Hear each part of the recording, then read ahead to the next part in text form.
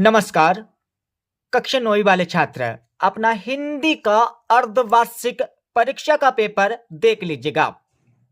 इस पेपर का पूर्णांक 75 अंकों का होने वाला है। समय 3 घंटे और आपको इस पेपर का संपूर्ण उत्तर इसी वीडियो में मिलने वाला है। तो सबसे पहले आप सभी को यहाँ पर कुछ निर्देश दिए गए हैं, इनको पढ़ लीजिएगा। इनको पढ़ने के बाद इस पेपर का हमारा पहला प्रश्न दिया है जिसमें सही विकल्प चुनकर लिखना है, जो आपकी परीक्षा में 6 नंबर के आने वाले हैं। तो हमारा पहला सही विकल्प दिया है, हिंदी साहित्य का सर्वाधिक लोकप्रिय महाकाव्य है। तो हिंदी साहित्य का सर्वाधिक लोकप्रिय महाकाव्य कौन सा है, यह आप सभी को बताकर लिखना है। तो पहले में करेक्ट आंसर सही उत्तर आपको लिखना होगा ब वाला रामचरितमानस। ओके। और दूसरा आपका दिया है कबीरदास की भाषा है। तो दूसरे में सही उत्तर आपको लिखना होगा द वाला सदुक्कड़ी। सदुक्कड़ी आपको दूसरे का सही उत्तर लिखना है। तीसरा देख लीजिएगा, छंद को पढ़ते समय आने वाला विराम कहलाता है। तो छंद को पढ़ते समय आने वाला विराम क्या कहलाता है, यह आप सभी को बताकर लिखना होगा। तो तीसरे में सही उत्तर लिखना है ब वाला यति कहलाता है। चौथा देख लीजिएगा, कांजी होश का चौकीदार लालटेन लेकर आता था। तो चौथे में सही उत्तर आपको लिखना होगा अ वाला हाजिरी लेने। पांचवा आपका दिया है जंगीला शब्द में कौन सा प्रत्यय है। तो भाई साहब जंगीला शब्द में कौन सा प्रत्यय, ये आप सभी को बताकर लिखना होगा। तो यहां पर देख लीजिएगा, जंगीला बराबर रंग प्लस ईला। तो ईला हमारा हो जाएगा यहां पर प्रत्यय, क्या हो जाएगा, प्रत्यय हो जाएगा। ठीक है। तो पांचवी में आपको सही उत्तर लिखना होगा ब वाला ईला। छठा देख लीजिएगा, रेणु के प्रसिद्ध आंचलिक उपन्यास का नाम है। तो छठी में आपको सही उत्तर लिखना होगा अ वाला मेला आंचल। तो इस प्रकार से 6 नंबर सही विकल्प के कंप्लीट हो जाएंगे। अब यहां पर दूसरा प्रश्न देख लीजिएगा। इस प्रश्न में आप सभी को रिक्त स्थानों की पूर्ति करके लिखना है, जो आपकी परीक्षा में 6 नंबर के आने वाले हैं। तो हमारा पहला दिया है, मेरे नाना पक्के माने जाते हैं। तो पहले में आपको लिखना होगा साहब। क्या लिखना पहले में आपको, तो पहले में आपको लिखना होगा साहब। साहब माने जाते हैं। दूसरा आपका दिया है संचारी बाओं की संख्या है। तो दूसरे में आपको लिखना होगा 33। 33 आपको यहां पर दूसरे का आंसर लगाना है। ओके। इसके साथ ही आपका तीसरा दिया है खंडिकाओं में जीवन के चित्रण होता है। तो तीसरे में आपको लिखना होगा एक अंश का। एक अंश का आपको तीसरे का उत्तर लिखना है। चौथा आपका दिया है तिब्बत में सबसे खतरे की जगह क्या है। तो चौथे में आपको लिखना होगा डांडे। डांडे आपको चौथे का सही उत्तर लिखना है। पांचवा आपका दिया है दिख आया कहना। तो पांचवे में आपको लिखना होगा चंद्र। चंद्र आपको पांचवे का उत्तर लगाना है। छठे में आप सभी को कमल का पर्यायवाची शब्द बताना होगा। तो छठे में आपको लिखना होगा पंकज। पंकज आपको छठे का सही उत्तर लिखना है। तो इस प्रकार से 6 नंबर रिक्त स्थान के कंप्लीट हो जाएंगे। अब यहां पर हमारा अगला प्रश्न दिए जाने वाला है, जिसमें सत्य या असत्य बताना होगा, जो आपकी परीक्षा में 6 नंबर के आने वाले हैं। ठीक है। तो तीसरे प्रश्न का हमारा पहला दिया है, एक अंक वाली रचना कहानी कहलाती है। तो भाई साहब एक अंक वाली रचना कहानी कहलाती है? तो बिल्कुल नहीं कहलाती है। इसलिए आपको पहले में लिखना होगा असत्य। असत्य आपको पहले में यहां पर लगाना होगा। दूसरा देख लीजिएगा, शब्द के आगे जुड़ने वाले शब्दांश उपसर्ग कहलाते हैं। तो बिल्कुल यहां पर कहलाते, इसलिए हमारा दूसरा हो जाएगा सत्य। ओके। और तीसरा आपका दिया है लॉरेंस को कबूतर से प्रेम था। तो लॉरेंस को कबूतर से प्रेम था क्या? बिल्कुल नहीं था। इसलिए आपको तीसरे में लिखना होगा असत्य। असत्य आपको तीसरे में लिखना होगा। ठीक है। और चौथा आपका दिया है प्रबंधिकाओं में छंदों में पूर्वापर संबंध नहीं होता है, तो बिल्कुल नहीं होता है, इसलिए आपको लिखना होगा चौथे में सत्य। चौथे में आपको लिखना है सत्य। ओके, और पांचवा आपका दिया है निराला की रचना कुकुरमुत्ता है, तो बिल्कुल है भाई साहब, तो पांचवे में आपको लिखना होगा बिल्कुल यहां पर सत्य। ठीक है, पांचवे में आपको सत्य लगाना है। और छठा आपका दिया है विभीषिका से तात्पर्य भयंकरता से है, तो बिल्कुल है, इसलिए आपको लिखना होगा छठे में सत्य। तो इस प्रकार से ये हमारे सत्य एवं असत्य यहां पर कंप्लीट हो जाएंगे। अब यहां पर चौथा प्रश्न देख लीजिएगा। इस प्रश्न में आप सभी को यहां पर सही जोड़ी मिलाकर लिखना होगा, जो आपकी परीक्षा में आने वाले 6 नंबर की। तो आप सभी यहां पर सही जोड़ी का मिलान कर लीजिएगा। पहला आपका दिया है सर्वेसर दयाल सक्सेना, तो पहले में आपको मिलान करना होगा बाल पत्रिका पराग। ठीक है, पहले में आपको मिलान करना है बाल पत्रिका पराग। दूसरा आपका दिया है पंचवटी, तो पंचवटी में आपको लिखना होगा खंड काव्य। दूसरे में आपको लिखना है खंड काव्य लिखना है। ओके, और तीसरा आपका दिया है बी ही बर, तो तीसरे में आपको लिखना होगा निपात शब्द। तीसरे में आपको लिखना है निपात शब्द। चौथा आपका दिया है महादेवी वर्मा, तो चौथे में आपको लिखना होगा निर्जा निहार रश्मि, ये आपको चौथे का यहां पर मिलान करना है। पांचवा आपका दिया है निरोग, तो निरोग में आपको लिखना होगा विसर्ग संधि। ठीक है, और छठा आपका दिया है पंच परमेश्वर, तो छठे में आपको लिखना होगा मुंशी प्रेमचंद। तो इस प्रकार से सही जोड़ी का मिलान हो जाएगा। अब यहां पर पांचवा प्रश्न देख लीजिएगा। इस प्रश्न में आप सभी को निम्नलिखित प्रश्नों के उत्तर एक वाक्य या एक शब्द में देने होंगे, जो आपकी परीक्षा में 6 नंबर के आने वाले हैं। तो यहां पर हमारा पहला दिया है रचना के आधार पर वाक्य के कितने भेद होते हैं, तो भाई साहब रचना के आधार पर वाक्य के कितने भेद होते हैं ये आपको बताकर लिखना होगा। तो पहले में आपको लिखना है, पहले में आपको लिखना होगा 3। ठीक है, रचना के आधार पर वाक्य के 3 भेद होते हैं। दूसरा आपका दिया है रीढ़ की हड्डी एकांकी किस समस्या पर आधारित है, तो यहां पर लिख लीजिएगा। दूसरी में आपको लिखना होगा सामाजिक रूढ़िवादी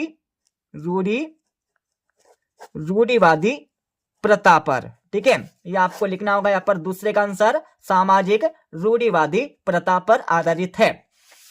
तीसरा देख लीजिएगा साहित्यिक पूर्व के किसे कहा गया है, तो भाई साहब साहित्यिक पूर्व के किसे कहा गया है यह आपको बताकर लिखना होगा। तो तीसरे में लिखना आपको मुंशी प्रेमचंद।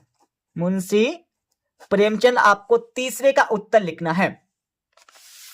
चौथा देख लीजिएगा मेघ आए बन ठन के पंक्ति में कौन सा अलंकार है, तो यहां पर अलंकार आपको बताना होगा। तो चौथे में आपको लिखना है अनुप्रास। चौथे में आपको लिखना होगा अनुप्रास अलंकार।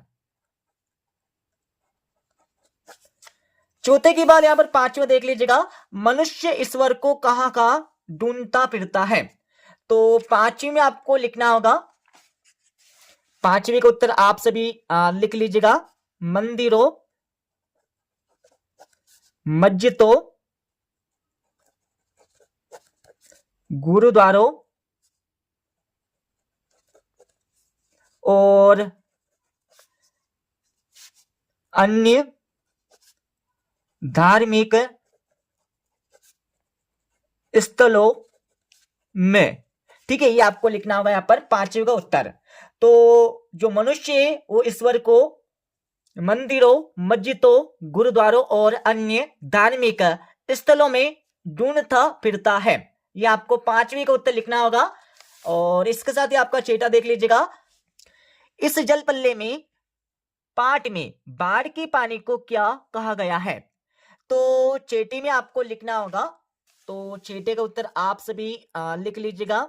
इसमें आपको लिखना है मृत्यु का तरल दूत, मृत्यु का तरल दूत। ठीक है, ये आपको लिखना है छेटे का उत्तर। तो इस जल प्रलय में पाठ में बाढ़ के पानी को मृत्यु का तरल दूत कहा गया है, ये आपको लिख देना है। अब यहाँ पर चलेंगे 2-2, 3-3 एवं 4-4 नंबर के प्रश्नों पर। तो सभी के उत्तर आपको बता देंगे इस वीडियो के लास्ट में। जैसे कि हमारा छठा प्रश्न दिया है, नई कविता के 2 कवियों के नाम एवं उनकी एक एक रचनाओं के नाम आपको लिखना होगा। अथवा आपका दिया है भक्ति काल को स्वर्ण युग क्यों कहा जाता है, इसके बारे में आपको लिखना होगा। और 7वां प्रश्न देख लीजिएगा, जिसमें कबीरदास अथवा माखनलाल चतुर्वेदी के बाऊ सौंदर्य की कोई 2 विशेषताएं आपको लिखना है। तो आपको परीक्षा में क्या करना है, दोनों में से किसी एक की 2 विशेषता लिखना है। ठीक है। 8वां आपका दिया है कवित्री का घर जाने की चाह से क्या तात्पर्य है, इसके बारे में आपको बताना होगा। और अथवा आपका दिया है गांव को मरकर डिब्बे सा खुला क्यों कहा गया है, इसके बारे में आपको लिखना होगा। और 9वां प्रश्न आपका दिया है कवि माखनलाल चतुर्वेदी को कोयल से ईर्ष्या क्यों हो रही है, इसका कारण आपको देना होगा। और अथवा प्रश्न आपका दिया है 9वें के बाद यहाँ पर 10वां प्रश्न आपका दिया हुआ है। 1 सेकंड। प्रेमचंद के साहित्य की कोई 2 विशेषताएं आपको लिखना होगा। और अथवा प्रश्न आपका दिया है जिसमें महादेवी वर्मा की भाष्य शैली की विशेषता आपको लिखना होगा। और 11वां प्रश्न आपका दिया है, ठीक है, 11वीं के बाद आपका 12वां प्रश्न दिया जिसमें मुहावरे एवं लोकोक्तियों में अंतर बताना होगा। और 8वें वाले प्रश्न में आपको संधि एवं समास में अंतर लिखना है। 13वीं प्रश्न में आप सभी को रस किसे कहते हैं, रस के अंगों के नाम लिखने होंगे। और 8वें वाले प्रश्न में आप सभी को छंद किसे कहते हैं, छंद के प्रकारों के नाम आपको लिखना है। और 14वें प्रश्न में आप सभी को अनुप्रास अलंकार की परिभाषा उदाहरण सहित लिखना होगा। और 8वें प्रश्न में आप सभी को उत्प्रेक्षा अलंकार की परिभाषा उदाहरण सहित लिखना है। तो सभी के उत्तर आपको बता देंगे। ठीक है। और 15वां प्रश्न देख लीजिए, 15वें के बाद आपका 16वां प्रश्न दिया, 16वें के बाद आपका 17वां प्रश्न दिया है, जिसमें क्या करना होगा, निम्नलिखित मुहावरे का अर्थ लिखना है और वाक्यों में प्रयोग आपको करना है। जैसे कि हमारा पहला दिया है आंखों का तारा, तो इसमें अर्थ आपको लिखना होगा बहुत प्यारा या बहुत प्रिय। दूसरा आपका दिया है 9 2 11 होना, तो इसमें आपको अर्थ लिखना होगा भाग जाना। ठीक है। और अथवा प्रश्न आपका दिया जिसमें तत्सम शब्द किसे कहते हैं, और उदाहरण से आपको लिखना होगा। अब आप सभी 18वां प्रश्न देख लीजिएगा, जिसमें क्या करना होगा, काव्यांश को पढ़ना है। काव्यांश को पढ़ने के बाद आपको परीक्षा में संदर्भ के बाद आपको प्रसंग के बाद आपको वाक्य करना है। ठीक है, वाक्य करके लिखना है। तो इसका आंसर भी आपको बता देंगे। और 18वें के बाद आप सभी यहां पर 18वां प्रश्न का अथवा यहाँ पर देख लीजिएगा, तो इसमें भी आपको सेम वही करना होगा। तो इसका आंसर भी आपको बता देंगे। 19वें प्रश्न में आप सभी को एक गद्यांश दिया गया है, जो आपकी परीक्षा में आने वाला 3 नंबर का। इस गद्यांश को आप सभी पढ़ लीजिएगा। इसको पढ़ने के बाद आपको सबसे पहले संदर्भ लिखना होगा, प्रसंग आपको लिखना है और वाक्य आपको करना है। ठीक है, तो इनके आंसर भी आपको बता देंगे। थोड़ा आगे चलेंगे यहाँ पर 20वें प्रश्न पर। तो इस प्रश्न में आपको छोटा परिवार सुखी परिवार विषय पर एक अनुच्छेद लिखना होगा। और 8वीं वाले प्रश्न में आप सभी को संवाद लिखना है। ठीक है, बातचीत आपको लिखना होगा मासिक टेस्ट को लेकर। तो इनके आंसर भी आपको बता देंगे। और 21वें प्रश्न में आप सभी को एक अपठित काव्यांश अथवा गद्यांश दिया गया है, इसको आप सभी पढ़ लीजिएगा। इसको पढ़ने के बाद इसके नीचे आपको 3 प्रश्न दिए, तो तीनों के उत्तर आपको बताकर लिखना है। ठीक है, तो पहले में आपको शीर्षक लिखना होगा। इस गद्यांश का आपको क्या करना है, शीर्षक लिखना है। तो पहले में आपको शीर्षक लिखना होगा, मैं बता देता हूं। ठीक है, पहले में आपको लिखना है समय का महत्व, ये आपको शीर्षक लिखना है, पहले का उत्तर। ठीक है। और दूसरा आपका दिया है समय किसका मित्र है। तो भाई साहब समय किसका मित्र है इसके बारे में आपको बताकर लिखना है। तो सबसे पहले तो आपको इसको पढ़ना होगा, उसके बाद ही आप समय किसका मित्र है इसका आंसर दे सकते हैं। और तीसरा आपका दिए इसमें इस काव्यांश का भावार्थ आपको लिखना होगा। तो इनके आंसर भी आपको बता देंगे, ठीक है। और 21वें के बाद आप सभी यहाँ पर 21वें प्रश्न का अथवा देख लीजिएगा। इसमें भी आपको एक गद्यांश दिया है, तो इस गद्यांश को आपको ऊपर से लेकर नीचे तक पढ़ना होगा। इसको पढ़ने के बाद इसके नीचे आपको 3 प्रश्न दे, पहले में आपको शीर्षक बताना है, ठीक है। तो शीर्षक आपको लिखना होगा स्वार्थ और परमार्थ मानव, ये आपको शीर्षक लिखना होगा। और दूसरे में पूछा है सच्ची मानवता क्या है। तो भाई साहब सच्ची मानवता क्या है इसके बारे में आपको बताना होगा। तो यहाँ पर देख लीजिएगा, पर के लिए सर्वस्व बलिदान करना ही सच्ची मानवता है। ये आपको यहाँ से लेकर यहाँ तक दूसरे का उत्तर लिखना होगा। और तीसरे में आपको इस गद्यांश का सारांश आपको लिखना है, ठीक है। तो इनके आंसर भी आपको अच्छे से बता देंगे। और 22वें प्रश्न में आप सभी को अपने प्राचार्य को स्थानांतरण प्रमाण पत्र प्राप्त करने हेतु एक आवेदन पत्र लिखना होगा। और 8वें प्रश्न में आप सभी को अपने परीक्षा परिणाम की जानकारी देते हुए अपने मित्र को एक पत्र लिखना है। और 23वें प्रश्न में आप सभी को किसी एक विषय पर रूपरेखा सहित एक निबंध लिखना होगा। तो भाई साहब आप सभी किसी एक विषय पर एक निबंध पढ़ लीजिएगा। तो इस प्रकार से ये हमारा हो जाएगा पेपर कंप्लीट। तो हमने आपको पेपर बता दिया और 1 से लेकर 5 तक के उत्तर भी बता दिए। अब मैं आप सभी को क्वेश्चन नंबर 6 से लेकर 23 तक के प्रश्नों के उत्तर बता देता हूं। जैसे कि हमने आप सभी को क्वेश्चन नंबर 1 से लेकर 5 तक के उत्तर पहले बता दिए, अब आप सभी छात्र क्वेश्चन नंबर 6 से लेकर 23 तक के प्रश्नों के उत्तर देख लीजिएगा। तो ये हमारे 6ठे प्रश्न का पहला एंड इसका 8वें का आंसर हो जाएगा, ठीक है।